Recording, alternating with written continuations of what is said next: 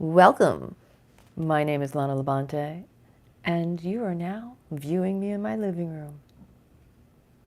I am here to uplift, inspire, support, and empower whoever is watching, with the intention that whatever it is I share, it touches your heart somewhere out there. So today we have another reading from The Untethered Soul, a book by Michael Singer. Especially in these crazy times when maybe life, it's happening, it's always happening. Because change, it's the one constant, the one thing you can rely upon. It's always happening. Change is like death, though. And most people don't even realize that the stirring of emotions that is happening is really the result of change. And that you're grieving something.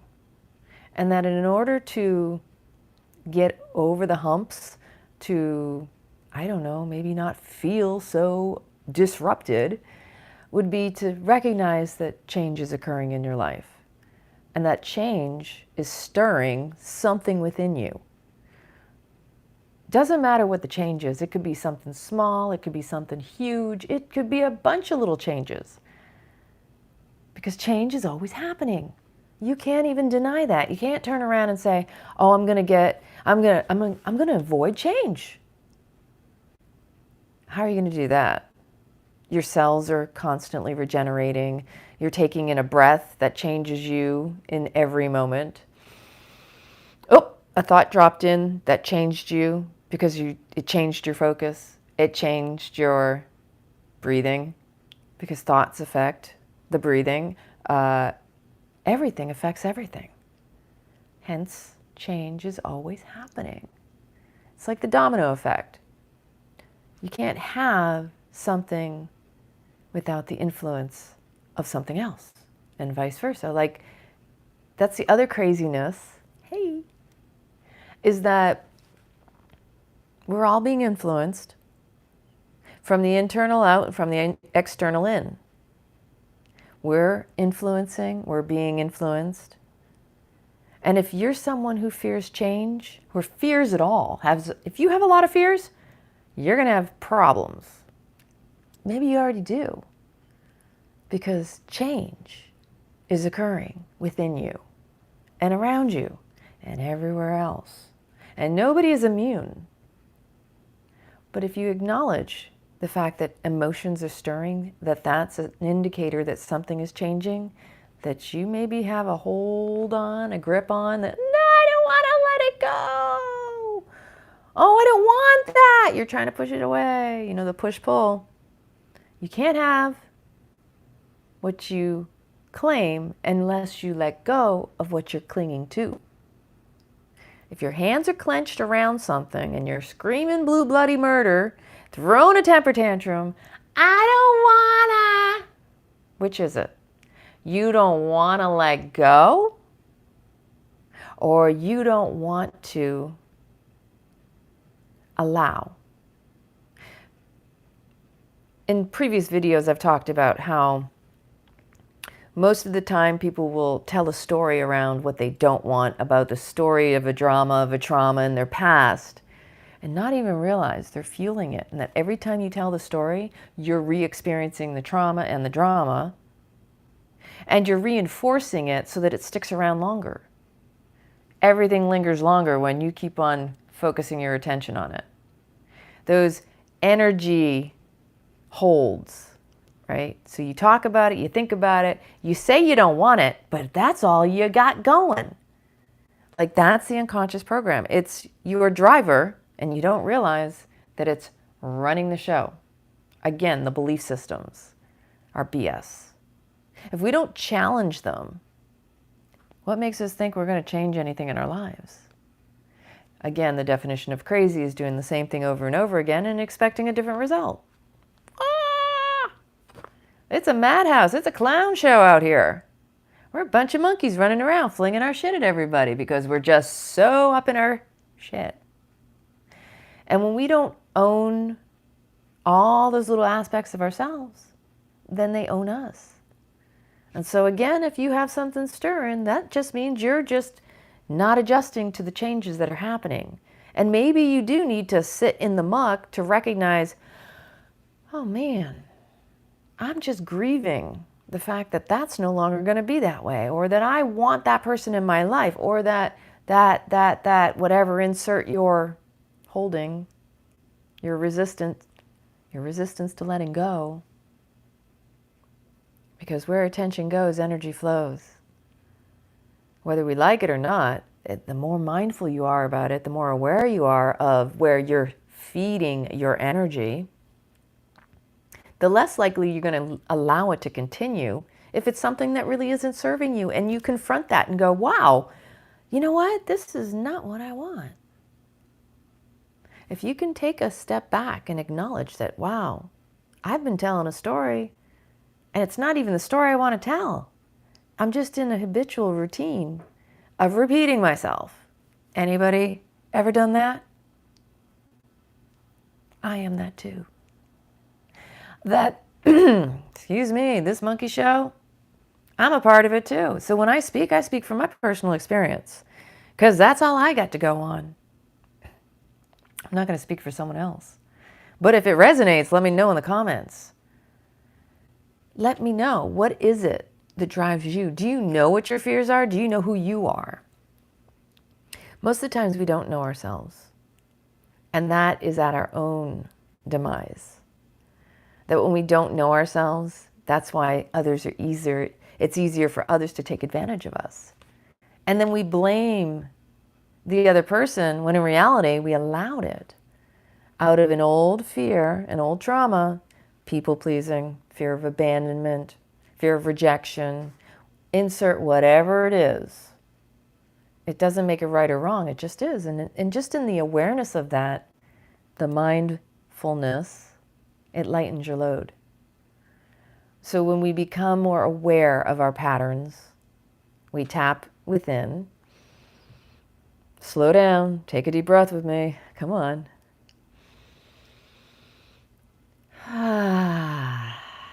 Wow.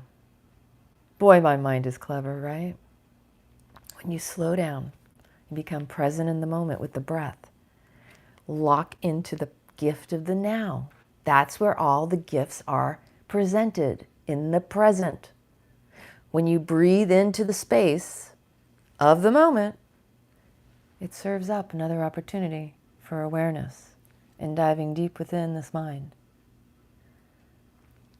The mind is full, but are you mindful of that mind?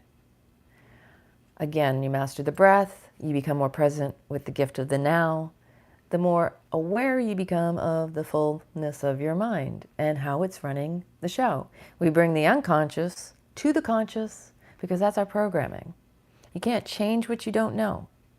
And again, when you know thyself so well, so intimately, into me I see, the intuition, the deep knowing, the gnosis, the more you know yourself, you harness the power of your senses. You recognize what you nourish yourself and feed yourself through your five senses. What you're taking in through your eyes, your ears, your nose, your mouth, and touching. Those are your spidey senses that heighten your intuition. We want heightened senses, right? Everybody wants to be psychic. Everybody wants to be a fortune teller, but yet they're not even tapped into themselves. They're usually tuned out.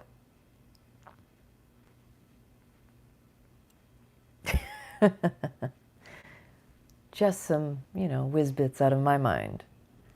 So today, I'm going to share what I opened up to earlier today in my meditation, which I just love, because there's always a good old nugget of information for us. When you open up a book, just pick a random page. It could be in any book. There's always going to be something there for you. And only you know once you read it or hear it. So this is chapter 8. Let go now or fall. Close your eyes and just listen to the words that I speak. The exploration of self is inextricably interwoven with the unfolding of one's life. The natural ups and downs of life can either generate personal growth or create personal fears. Which of these dominates is completely dependent upon how we view change. Change can be viewed as either exciting or frightening, but regardless of how we view it, we must all face the fact that change is the very nature of life. If you have a lot of fear, you won't like change. You'll try to create a world around you that is predictable, controllable, and definable. You'll try to create a world that doesn't stimulate your fears. Fear doesn't want to feel itself. It's actually afraid of itself. So you utilizing the mind in an attempt to manipulate life for the purpose of not feeling fear, woo, yeah, you do. We all do. People don't understand that fear is a thing. It's just another object in the universe that you are capable of experiencing. You can do one of two things with fear. You can recognize that you have it and work to release it, or you can keep it and try to hide from it. I don't want to see it. I don't want it to see me, but I'm holding really, really tightly. Because people don't feel and deal with fear objectively, they don't understand it. Because they end up keeping their fear and trying to prevent things from happening that would stimulate it. Isn't it ironic how people hold on so tightly that which they fear, when all they have to do is acknowledge it, face it, feel it, and let it go? It's just a construct, it's just a story. Those are the notes I wrote. All that you claim to fear is what you hold on to so dear.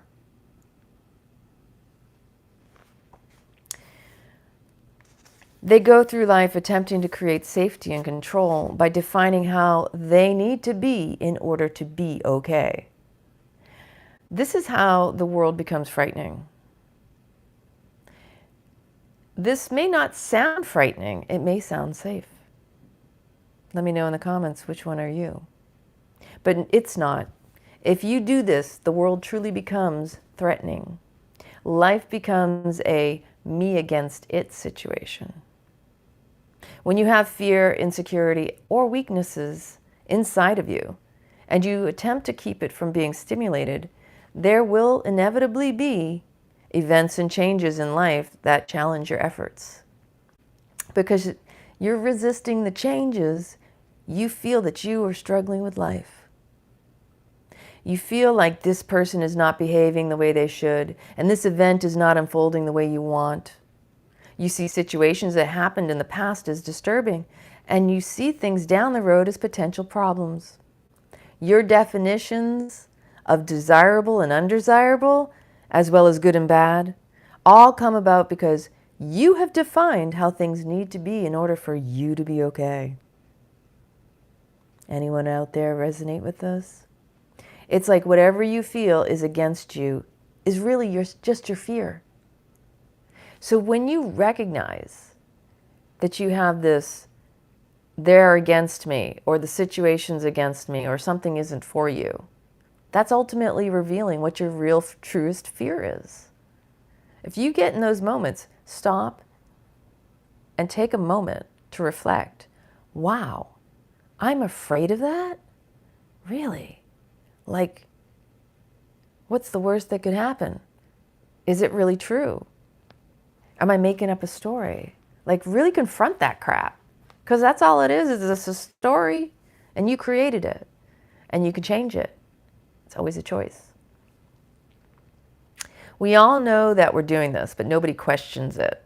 We think we're supposed to figure out how life should be and then make it that way.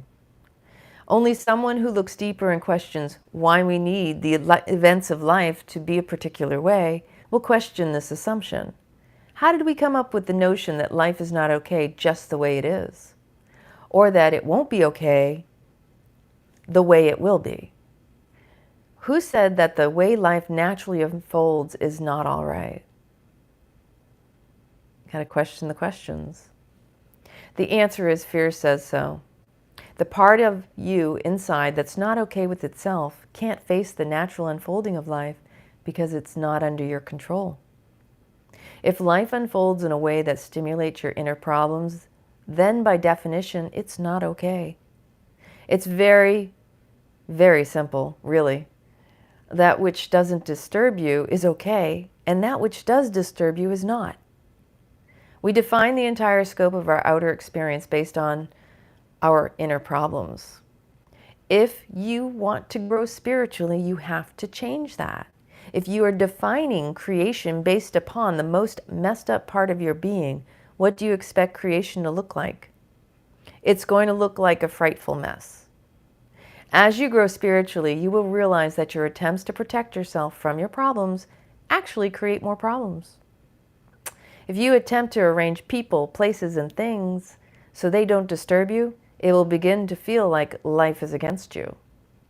You'll feel that life is a struggle and that every day is heavy because you have to control and fight with everything. There will be competition, jealousy, and fear. You will feel that anyone at any moment could cause you disturbance. All they have to do is say or do one thing. And the next thing you know, there's disturbance inside of you. That makes life a threat. That's why you have to worry so much. That's why you have all these dialogues going on inside of your mind. You're either trying to figure out how to keep things from happening, or you're trying to figure out what to do because they did happen. You are fighting with creation, and that's what makes creation itself the most frightening thing in your life. And what I also added to this, or you're trying to make things as you want them. So you're constantly fighting against something, or you're chasing after something. The alternative is to decide not to fight with life. You realize and accept that life is not under your control. Life is continuously changing, and if you are trying to control it, you'll never be able to fully live it. Instead of living life, you'll be afraid of life. But once you've decided not to fight with life, you'll have to face the fear that was causing you to fight. Fortunately, you don't have to keep this fear inside of you. There is such a thing as life without fear. In order to relate to this possibility, we must first have a deeper understanding of fear itself. When you have fear inside of you, the events of life invariably stimulate it, like a rock thrown in water. The world, with all its continuous changes, creates ripples in whatever is held within you. There's nothing wrong with that. Life creates situations that push you to your edges, all with the effect of removing what is blocked inside of you. That which is blocked and buried within you forms the root of fear. Fear is caused by blockages in the flow of your energy. When your energy is blocked, it can't come up and feed your heart. Therefore, your heart becomes weak. When your heart is weak, it becomes susceptible to lower vibrations. And one of the lowest of all vibrations is fear. Fear is the cause of every problem. It's the root of all prejudices and the negative emotions of anger, jealousy, and possessiveness. If you had no fear, you could be perfectly happy living in this world. Nothing would bother you. You'd be willing to face everything and everyone because you wouldn't have fear inside of you that could cause you disturbance. The purpose of spiritual evolution is to remove the blockages that cause your fear. The alternative is to protect your blockages so that you don't have to feel fear. To do this, however, you will have to try to control everything in order to avoid your inner issues. It's hard to understand how we decided that avoiding our inner issues is an intelligent thing to do, but everybody's doing it. And maybe that's why they're doing it, because everybody's doing it. So they've always done it that way. Everyone is saying, I will do every single thing I can to keep my stuff. If you say anything that disturbs me, I will defend myself. I'll yell at you and I'll make you take it back. If you cause any disturbance inside of me, I will make you so sorry. In other words, if somebody does something that stimulates fear, you think they did something wrong. You then do everything you can to make sure they never do it again. First, you defend yourself, then you protect yourself. You do whatever you can to keep from feeling disturbance. Playing the victim, not recognizing that they're simply the catalyst to your healing.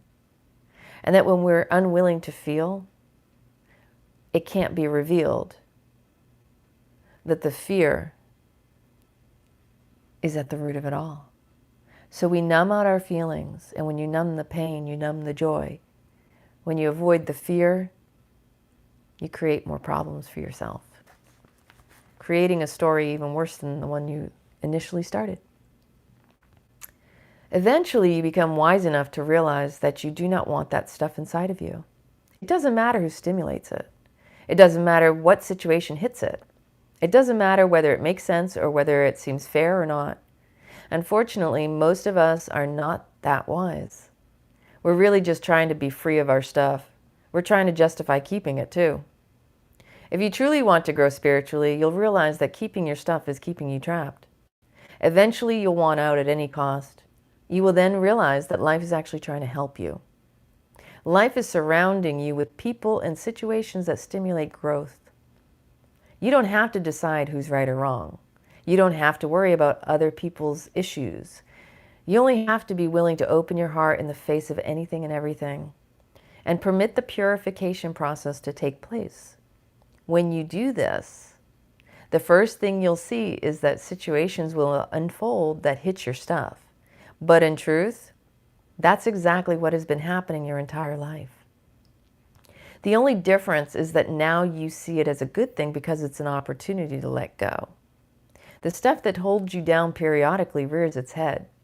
When it does let it go, you simply permit the pain to come up into your heart and pass through. If you do that, it will pass. If you are sincerely seeking truth, you'll let go every time. This is the beginning and the end of the entire path.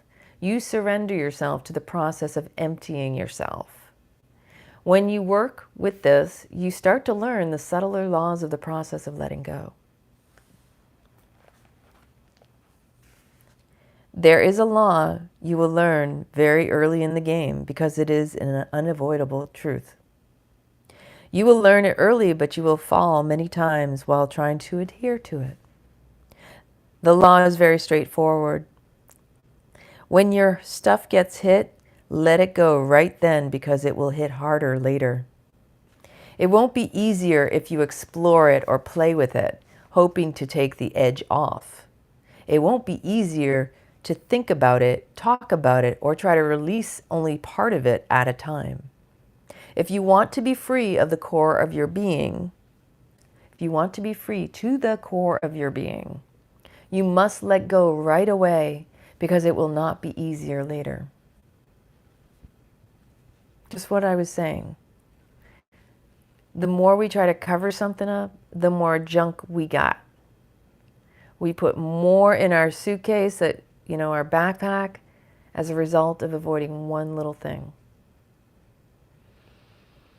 In order to live by this law, you have to understand its principles. First, you must be aware that there is something within you that needs to be released.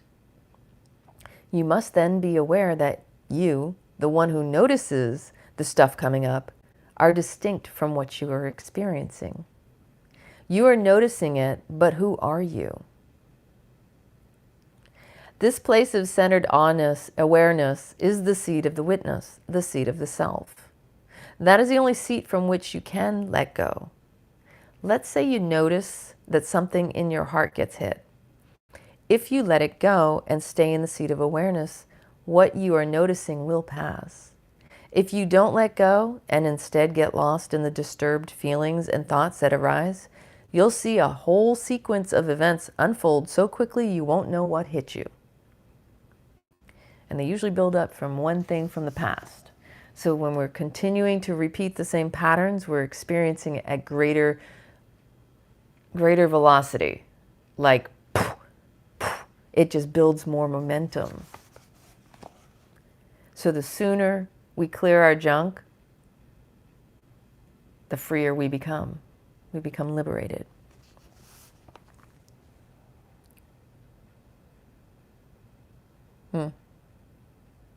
If you don't let go, you'll notice that the energy that got stimulated in your heart works like a magnet.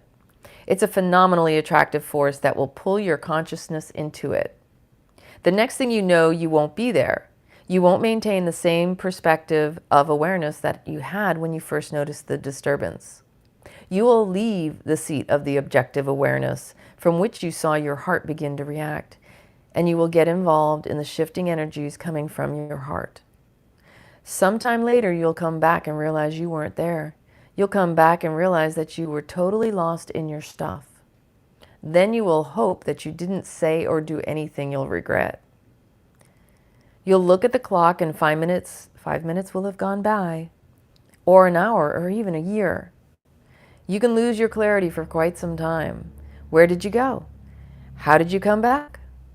We will address these questions shortly, but what really matters is that when you're seeing clearly, you're not going anywhere. You're simply sitting in the seat of a centered awareness, watching your stuff get hit. As long as you're watching, you're not getting lost in it. The key is to understand that if you don't let go immediately, the disturbing force of the activated energy draws the focus of your consciousness. As your consciousness gets immersed in the disturbance, you lose your clear seat of self. It happens instantaneously.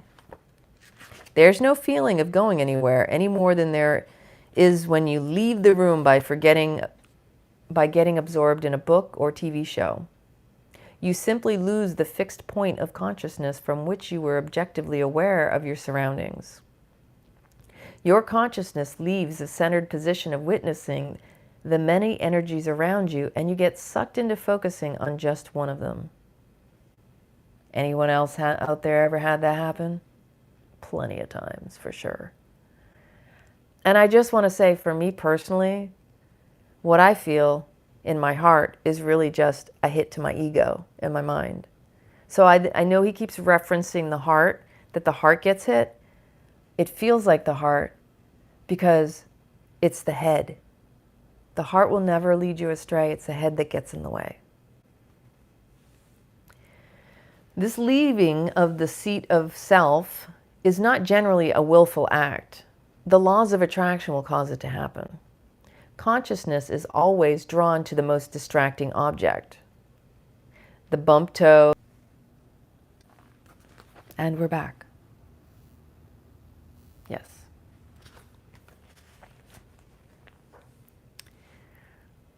I'll start back on this paragraph. Consciousness is always drawn to the most distracting object. The bump toe, the loud noise, or the hurting heart. It's the same law both inside and out. The consciousness goes to the place that distracts it the most. That's what we mean when we say, it was so loud it caught my attention. It drew your consciousness to it. It was so loud it caught my attention. It drew your consciousness to it. I'm going to do so loud it. The disturbance is happening. And the whole world looks different. Let's analyze. Now, as you look out through your disturbed energy, things you liked now look dark and depressing, but nothing has really changed. It's just that you're looking at life from the seat of disturbance. Each of these shifts in your perception should remind you to let go. The moment you start seeing that you don't like the people you used to like, the moment you start seeing your life looks really different, the moment it all starts getting negative, let go. You should have let go before, but you didn't. The trouble is, it's more difficult now. You could have taken one breath and let go when it started. Now it takes serious work to get your previous seat of consciousness back without going through the whole cycle. The cycle is the time it takes from the moment you leave your seat of relative clarity until you come back. This period of time is determined by the depth of the energy blockage that caused the initial disturbance. Once activated, the blockage must run its course. If you don't let go, you get sucked in. You are no longer free, you are caught. Once you fall from your seat of relative clarity, you are under the mercy of the disturbed energy. If that blockage is stimulated by an ongoing situation, you may stay down there for a long time. If it happens to be just a passing event and the energy released by the blockage dissipates immediately, then you'll find that you'll drift back up rather quickly. The main point is that it's not under your control. You lost it. This is the anatomy of falling. When you're in the state of disturbance, your tendency will be to act in order to try to fix things. To see what's going on. You just want the disturbance. So you start getting down to your survival instincts. You may feel that you have to do something drastic. You may want to leave your husband or wife or move or quit your job. The mind starts saying all kinds of things because it doesn't like this space. And it wants to get away from it any way it can. Now that you've fallen to the point, here comes the crème de la crème. Imagine that while you lost, you're lost. Imagine what would happen if you actually quit your job. Or if you decide, I've held this in long enough, I'm going to give him a piece of my mind. You have no idea how big a step down that is. It's one thing of if the disturbance is going on inside of you, but the moment you allow it to express itself, so if it's one thing, if the disturbance is going on within you, it's a whole other can of worms you allowed it to express itself. The moment you let the energy move your body, you descend to another level. Now it's almost impossible to let go. If you start yelling at somebody, you act how you feel about them from the state of non-clarity, you have involved that person's heart and mind in your stuff. Now both of your egos are involved. Once you externalize these energies, you will want to defend your actions and make them look appropriate. You'll try to validate them. But the other person will never think they were appropriate. And I'll add to this. When you're emotional, that's when you're most irrational. So when you catch yourself in emotions, you need to slow it down and come back into your body because it literally hijacks you out of your physical body and serves you up these extreme lessons. So if you find yourself in an emotional state, always remember, this is not the time to make harsh, rash decisions. I am not clear in the head. I'm going to be completely off my rocker and irrational. That you just want to walk away, go breathe, move your body, and do whatever it takes to calm yourself so you can claim yourself. Otherwise, there is no self because you're not sitting on the seat of awareness in your consciousness. Now, even more forces are keeping you down. First, you fall into the darkness and then you manifest that darkness. When you do this, you are literally taking the energy of the blockage and passing it on. Here's some more pain for that, you know. I'm going to take you out with me. Because that's what it is. Misery loves company, right? So we added stress, trauma, drama that you've taken on by involving another person. When you put more of that kind of energy into your environment and it comes right back to you. You are now surrounded by people who will act and interact with you accordingly. It's just another form of environmental pollution, and it will affect your life. I'm sure it has. I know it has mine. That is how negative cycles happen. You actually take a piece of your stuff, which is nothing but deeply seated, comes back. Imagine if you energies onto another person. This is how people ruin relationships and destroy. They destroy their, it becomes a domino effect. You can fall all the way down until your life is an absolute mess. And it's all by choice. You can reach a point of total loss of control and completely lose your center. In this state, your previous seat of clarity may drift by once in a while, but you can't hold it. Now you're lost. Do you doubt that a single blockage getting hit to avoid all of this was to just let go in the beginning? When a blockage gets hit, it's a good thing. If you had let go in the beginning, you would have gone up instead of down. That's how it works. So when a blockage gets hit, it is a good thing. It's like I say, people are your catalyst to showing your stuff. When they trigger you, that's your work to do. It's time to open up internally and release the blocked energy. If you let go and permit the purification process to take place inside, that blocked energy will be released. When it's released and allowed to flow up, it becomes purified and merges back into the center of your consciousness. If you see disturbed energies within you, it's okay. Don't think that you don't have blockages left to release. Just sit in the seat of awareness and never leave. No matter what goes on below you, open your heart and let it go. Your heart will become purified and you will never know another fall. If you fall along the way, just get up and forget it. Use the lessons to strengthen your resolve. Let go right then. Do not rationalize, blame, or try to figure out. Don't create a story around it. Don't do anything.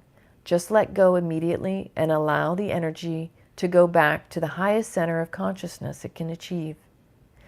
If you feel shame, let it go. If you feel fear, let it go. All of these are the remnants of the blocked energy that is finally being purified. Always let go as soon as you're aware that you didn't. Don't waste your time. Use the energy to go up. You are a great being who has been given tremendous opportunity to explore beyond yourself. The whole process is very exciting, and you will have good times and bad times. All sorts of things will happen. That's the fun of the journey. So don't fall, let go. No matter what it is, let it go. The bigger it is, the higher the reward of letting go, and the worse the fall if you don't. It's pretty black and white. You either let go or you don't. There really isn't anything in between. So let all of your blockages and disturbances become the fuel for the journey. That which is holding you down can become a powerful force that raises you up. You just have to be willing to take the ascent.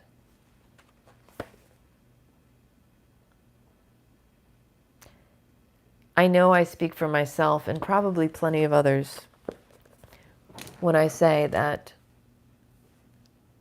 the moment you recognize you've been telling the same story, that you're still holding on to the same pain, and that it really is that simple to just forgive it, to let it go, but it really requires the awareness of it to begin with. Like, wow, I didn't even realize. Over the course of my life, but especially I can speak from the past year, and bringing up to my own awareness, after having had my breast implants removed, I started feeling things I hadn't felt in years. In fact, I somewhat wonder, and I suspect that having the blockage across my heart was like a shield that shielded me from feeling fully for 23 years.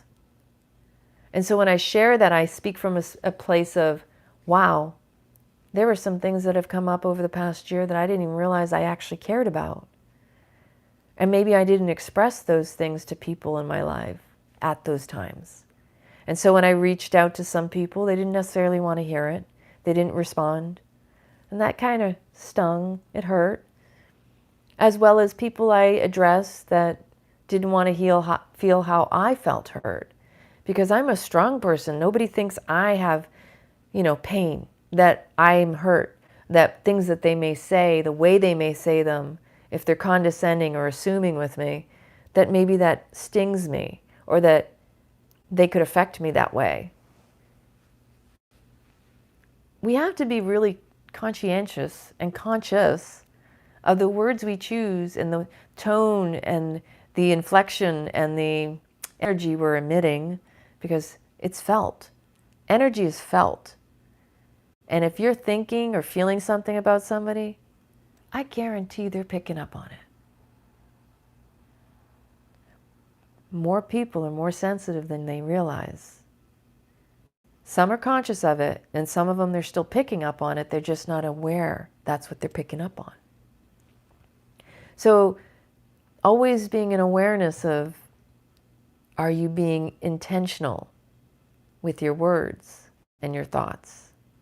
An awareness of what's driving you, how you're treating others, is a reflection of how you're treating yourself too. You may put someone else on a higher pedestal than yourself, but that doesn't mean that you're doing it for yourself. And that could be part of your distraction. The disturbance, the fear of, well, if I don't hold them higher, maybe they won't, they won't like me as much. There's all sorts of stories we can create, but that's the problem, is we have stories. They're not genuinely who we are. They're just based on our past traumas. We can hold tightly to the story of how much, oh, woe is me, the pain, ugh. And we're the ones doing this to ourselves. Literally sticking the knife in our heart, our stomach, wherever it is you feel your pain, because your body's going to tell you every time, again and again. Truth is something that can only be felt. If you want to know the truth of a story in your mind, notice where you feel it in your body. The body's amazing, and so are you. It's just when you become aware that you actually speak to yourself and how that ripples out. Always check your energy, your thoughts, check your feelings, your sensations. Speaking mounds, books, so much more than what you'll ever say out of your mouth. My apologies for that. But I do hope that this resonates with someone out there, because I believe we all have something we're afraid of. But are we willing to face that fear? Or are we trying to avoid a point where we literally don't even know what it is? I mean that because it's one thing to know you have a fear, but do you know what that fear is? And have you confronted it? Is it true? Is it relevant? Is it a true reflection of you? And why? Where did you really learn that fear? Because we learn fear. It's not in our innate. It's not part of our nature. We're more fearless as our natural nature. Children, watch children. You can actually watch a child grow up and see how they shift when fear settles in. How this liar. Thank you for your patience. Thank you for your patience. I love you all. Remember, sharing is caring. Click the share and spread this information wide. I know there's lots of people who can use it. And remember to click, be kind, and subscribe. Click the notifications bell so you don't miss a beat. I love you so much. Have an amazingly blessed evening, and tune in next time. We'll see what comes up.